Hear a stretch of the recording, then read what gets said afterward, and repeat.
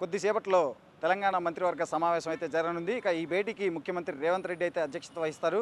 సెక్రటేరియట్లో ఈ భేటీ అయితే జరుగుతుంది. ఇక ఈ మంత్రివర్గ సమావేశం దాదాపు చాలా కాలం తర్వాత జరుగుతుంది కాబట్టి ఇందులో చాలా నిర్ణయాలు తీసుకోవాల్సిన తీసుకోవాలని చెప్పి కూడా ఇప్పటికే తెలంగాణ ప్రభుత్వం ముఖ్యంగా రేవంత్ రెడ్డి సర్కార్ అయితే భావిస్తుంది. అందులో భాగంగా ప్రధానంగా చూసుకుంటే రేషన్ కార్డులు కానీ, హెల్త్ కార్డులు కానీ, అలాగే ఈ హైడ్రాకి సంబంధించి కూడా కొన్ని కీలకమైన నిర్ణయాలు తీసుకునే యోచనలో కూడా ఉన్నట్లు మనకు తెలుస్తుంది. ఎందుకంటే హైడ్రా అనేది గత 2 నెలలుగా చూసుకుంటే మనం తెలంగాణలో చాలా ముఖ్యంగా తెలంగాణలో హైదరాబాద్లో చాలా దూకుడుగా వ్యవహరిస్తుంది. ఎక్కడైతే నాలాలు కానీ, లేకపోతే ప్రభుత్వ భూములు కానీ, చెరువులు కానీ ఎక్కడైతే కబ్జాకు గురయ్యాయో వాటన్నిటిని కూడా నేలమట్టం చేస్తూ వాటన్నిటిని స్వాధీనం చేసుకునే ప్రయత్నం కూడా చేస్తుంది. సో ఈ క్రమంలోనే హైడ్రాకు మరింత అధికారాలు కల్పించాలని చెప్పి కూడా ఇప్పటికే రేవంత్ సర్కార్ అయితే భావిస్తుంది. దీనికి సంబంధించి ఒక ఆర్డినెన్స్ తీసుకొచ్చి చట్టాన్ని రూపొందించేలాగా కూడా ప్లాన్ చేస్తున్నట్లు కూడా మనకు తెలుస్తుంది. దీనికి సంబంధించి మంత్రివర్గం ఆమోదించే అవకాశం ఉన్నట్లు కూడా మనకు తెలుస్తుంది. ఇక రేషన్ కార్డులు, వీటన్నిటికీ రేషన్ కార్డులు, అలాగే హెల్త్ కార్డులు, అలాగే ఇందిరమ్మ ఇండ్లు, ముఖ్యంగా చూసుకుంటే ఈ హెల్త్ కార్డులు, రేషన్ కార్డులు అయితే అక్టోబర్ 2 నుంచి కొత్త రేషన్ కార్డులకి అయితే దరఖాస్తులు అయితే ఆహ్వానిస్తున్నారు. సో వీటన్నిటికి సంబంధించి కొన్ని విధి విధానాలను కూడా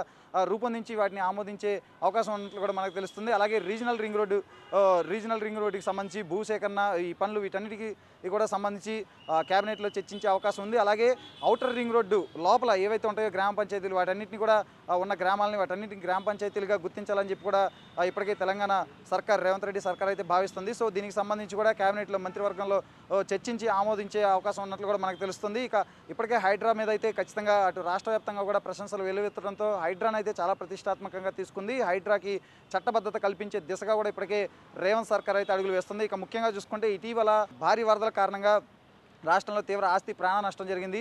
సో ఈ ఆస్తి నష్టానికి సంబంధించి ఇప్పటికే ఒక అంచనాకు వచ్చింది రాష్ట్ర ప్రభుత్వం. దీనికి సంబంధించి ఒక నివేదికను కూడా సిద్ధం చేసి కేంద్ర ప్రభుత్వానికి పంపించింది. ఇక ఈ ఆర్థిక సహాయం అందించేందుకు కూడా ఇప్పటికే రాష్ట్ర ప్రభుత్వం అయితే చర్యలు చేపట్టింది. కొన్ని చోట్ల 15,000, కొన్ని చోట్ల 10,000 అయితే ఆర్థిక సహాయం ప్రకటిస్తున్న పరిస్థితి అయితే ఉంది. ఇక మెరుగైన ఆర్థిక సహాయం కానీ, మెరుగైన వస్తాయి అంటే వారికి ఈ గూడు కోల్పోయిన వారికి ఏ విధంగా మనం ప్రభుత్వం సాయం చేయగలుగుతుంది అనే దాని మీద కూడా చర్చించే అవకాశం ఉన్నట్లు తెలుస్తుంది. ఇక ముఖ్యంగా చూసుకుంటే బీసీ కులగణన ఈ తెలంగాణ ప్రభుత్వం, ముఖ్యంగా కాంగ్రెస్ సర్కార్ చాలా ప్రతిష్టాత్మకంగా తీసుకుంది.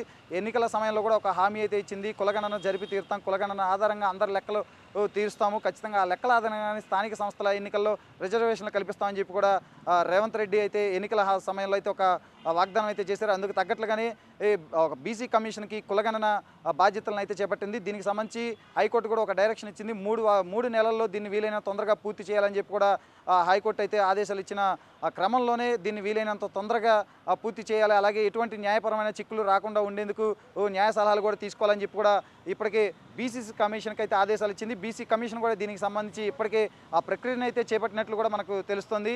3 నెలల్లో వీలైనంత తొందరగా ఈ కులగణనను చేపట్టి ఈ బీసీల లెక్కలు కానీ, అంటే ఏ కులాల ప్రాతిపదికన ఎవరు ఎక్కువ ఉన్నారు, ఎవరి జాబితా ఏంటి, ఎవరి స్థితిగతులు ఏంటి, ఆర్థిక స్థితిగతులు ఏంటి, ఇలాంటి అంశాలన్నీ కూడా బయటకు లెక్కలు తీనున్నారు. వీటి ఆధారంగానే వచ్చే స్థానిక సంస్థల ఎన్నికల్లో అయితే సీట్లు కూడా కేటాయించే అవకాశం ఉన్నట్లు మనకు తెలుస్తుంది. ఇక ముఖ్యంగా చూసుకుంటే తెలంగాణకు సంబంధించి భూ ఆక్రమణ చట్టం 1905 ఏదైతే ఉందో దాన్ని సవరించి దాని స్థానంలో కొత్త చట్టాన్ని తీసుకురావాలని చెప్పి కూడా తెలంగాణ ప్రభుత్వం అయితే యోచిస్తుంది. అందుకు తగ్గట్లుగానే న్యాయపరమైన చిక్కులు, న్యాయపరమైన ఎక్స్పర్ట్స్ ఎవరైతే ఉంటారో వాళ్ళతో కూడా చర్చించే అవకాశం ఉన్నట్లు తెలుస్తుంది. అలాగే ఈ యొక్క భూ ఆక్రమణ చట్టం ఒకటే కాకుండా వివిధ శాఖలకు సంబంధించిన చట్టాలు ఏవైతే ఉన్నాయో, పాత చట్టాలు ఏవైతే ఉన్నాయో వాటన్నిటిని కూడా సవరించి వాటి స్థానంలో కొత్త చట్టాలు తీసుకురావాలి అని చెప్పి కూడా రేవంత్ రెడ్డి సర్కార్ అయితే భావిస్తుంది. ఇక ముఖ్యంగా చూసుకుంటే రైతులకు సంబంధించి రైతు భరోసా ఏదైతే ఉందో గత ప్రభుత్వం బీఆర్ఎస్ హయాంలో ఇచ్చిన 10,000 రూపాయలని ఇప్పుడు ప్రస్తుతానికైతే కాంగ్రెస్ ప్రభుత్వం అయితే కొనసాగిస్తుంది. బట్ కాంగ్రెస్ ప్రభుత్వం అయితే ఎన్నికల సమయంలో 15,000 రూపాయలు రైతులకు భరోసా కింద 15,000 రూపాయలు ఇస్తామని చెప్పి కూడా వాగ్దానం చేసింది. బట్ ప్రస్తుతం అయితే 10,000 రూపాయలే ఇస్తుంది.